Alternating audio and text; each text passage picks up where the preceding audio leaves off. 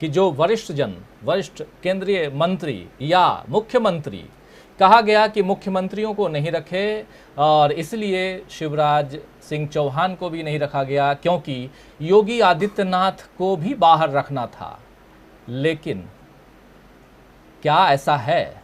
बहुत सारे सवाल हैं यहाँ पर, लेकिन के साथ किंतु परंतु के साथ सीधे आना चाहूंगा दीपक कोचगवे जी आपके पास। किस रूप में देखते हैं, क्या भाजपा के अंदर अब एक डर, एक भय दिखाई दे रहा है इस फेरबदल के बाद?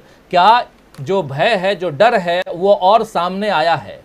बिहार का घटनाक्रम जो है, उस घटनाक्रम के बाद भाजपा जिस प्रकार तिलमिलाई हुई है कह सकते हैं, बौखलाई हुई है कह सकते हैं, वो साफ उसकी बौखलाहट, तिलमिलाहट ये साफ दिखाई दे रहा है क्या? और खासकर हम जो देख रहे हैं आज जो कुछ हुआ है, जिसमें नितिन गडकरी को बाहर रखा जाना, शिवराज सिंह चौहान को बाहर रखा जाना, शहनवाज हुसैन को बाहर रखा जाना, इन खासकर ये दोनों नेता, शहनवाज हुसैन को थोड़ा किनारे भी कर दें क्योंकि वो संसदीय बोर्ड में नहीं थे लेकिन चुनाव समिति में तो थे, अब बिल्कुल बाहर कर दिए गए हैं। और वैसे ही जैसे नकवी साहब बाहर कर दिए गए, मुख्तार अब्बास नकवी।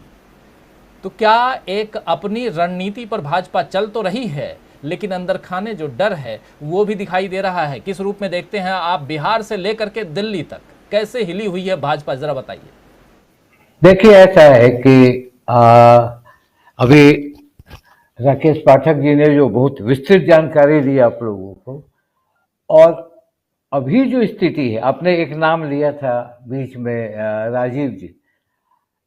जब जैसे जैसे सरकार पुरानी होती है, जैसे जैसे उसकी कुर्सी पुरानी होती है, उसके आसपास असुरक्षा का जाल धीरे धीरे फैलने लगता है।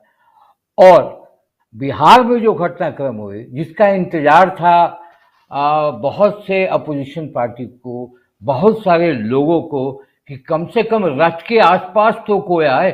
तो जिस तरह से दोनों ने मिलकर रथ को छुआ है, रथ को रोका नहीं है, अभी रथ को छुआ है, कहीं ना कहीं से भाजपा का पूरा केंद्रीय नेतृत्व परेशानी में है। और कहीं ना कहीं वो समझ में आ रहा है कि अब आने वाले दिन जो है वो हमारे लिए उतने आसान नहीं है। अभी ये मैं नहीं कहता कि आने वाले दिन में आपकी लुटिया डूब जाएगी, मैं ये नहीं कहता, मगर अब टकराव और अब मुकाबले की बात शुरू हो गई।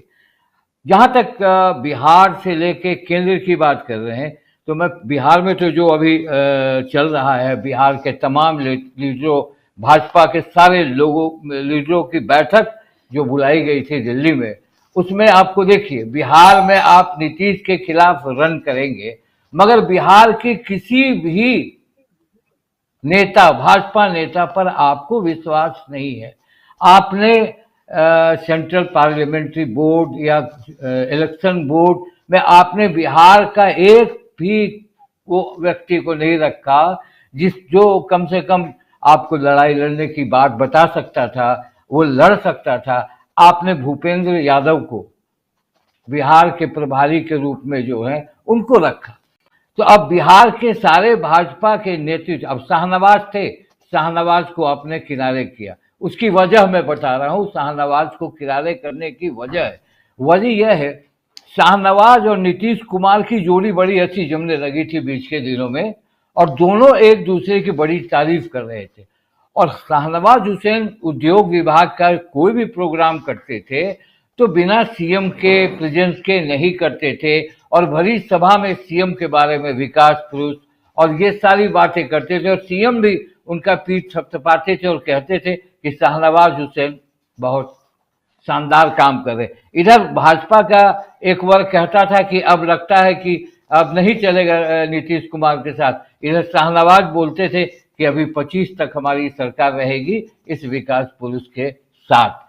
तो कहीं ना कहीं से भाजपा के नेतृत्व को ये लगा कि शाहनवाज, असल एक फेस जो है मुस्लिम फेस, उसकी जरूरत बिहार में नहीं है उनको, पहली बात।